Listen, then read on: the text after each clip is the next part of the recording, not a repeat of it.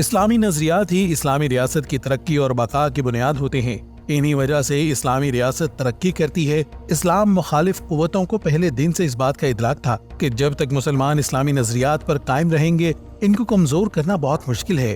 کفار اور اسلامی دشمنوں نے بہت طریقوں سے اسلامی ریاست کو کمزور کرنے کی کوشش کی، لیکن وہ اس کو کمزور نہیں کر سکے، جس کے بعد انہوں نے مسلمانوں کو گمراہ اور کمزور کرنے کے لیے رسول اللہ صلی اللہ علیہ وسلم کی جھوٹی احادیث گھڑی۔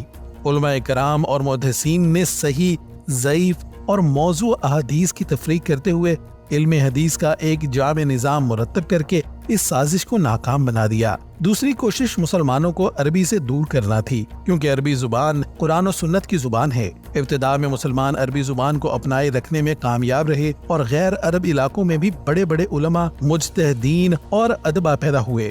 تاہم بعد کے ادوار میں عربی زبان پر توجہ نہ دی جا سکی، جس سے اجتہاد کا سلسلہ کمزور ہوا اور اسلامی احکامات کے صحیح نفاذ میں مشکلات پیش آئیں۔ اموی خلفاء کے دور میں ولی عہدی کا رواج شروع ہوا تو بیعت کی اصل روح متاثر ہوئی۔ عباسیوں اور فاطمیوں نے اپنے نظریات کو مسلط کرنے کے لیے عسکری ذرائع کا استعمال کیا، جس سے اسلامی نظام میں خرابی پیدا ہوئی۔ 19ویں صدی میں مغربی تہذیب و قوانین کی اسلامی ریاست میں شمولیت بھی ریاست کو کمزور کرنے کا باعث بنی۔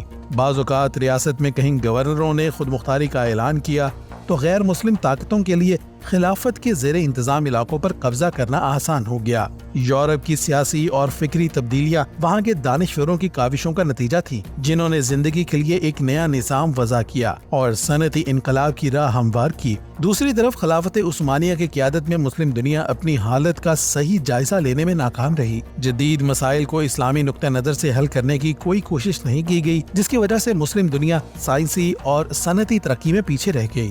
یورپ کے صنعتی اور فکری انقلاب سے حیرت زدہ مسلمان اسے اپنانے یا نہ اپنانے کے بارے میں تذبذب کا شکار ہو گئے، یہاں تک کہ پرنٹنگ پریس جیسی ایجادات بھی فتووں کی زد میں آئیں اور ہر نئی چیز پر شکوک و شبہات ظاہر کیے گئے۔ اس تذبذب سے مسلمان مزید پیچھے رہ گئے اور یورپ کی ترقی کو سمجھنے اور اس سے فائدہ اٹھانے میں تاخیر ہوتی چلی گئی۔ یورپی طاقتوں نے خلافت کو غیر مستحکم کرنے کے لیے قومیت پرستی کو ہوا دی، مسلمانوں کے درمیان اختلافات کو بڑھایا اور عیسائی مشنریوں کے ذریعے فکری یلغار کی۔ آخرکار 1914 میں پہلی عالمی جنگ میں عثمانیوں کو شکست ہوئی اور یورپی طاقتوں نے 1924 میں سازشوں کے ذریعے خلافت عثمانیہ کا خاتمہ کر دیا۔ یوں اسلامی دنیا کا شیرازہ بکھر گیا اور مسلمانوں کے علاقوں میں مغربی کفریہ جمہوری نظام پر مبنی حکومتیں قائم ہو گئیں۔ آج بھی مسلمان غیر اسلامی قوانین کے تحت زندگی گزارنے پر مجبور ہیں اور ان کی حالت دن بدن بدتر ہوتی جا رہی ہے۔ اسلامی ریاست کی بحالی کے لیے ضروری ہے کہ اسلام کو صحیح طور پر سمجھا جائے، احیاء خلافت کے ذریعے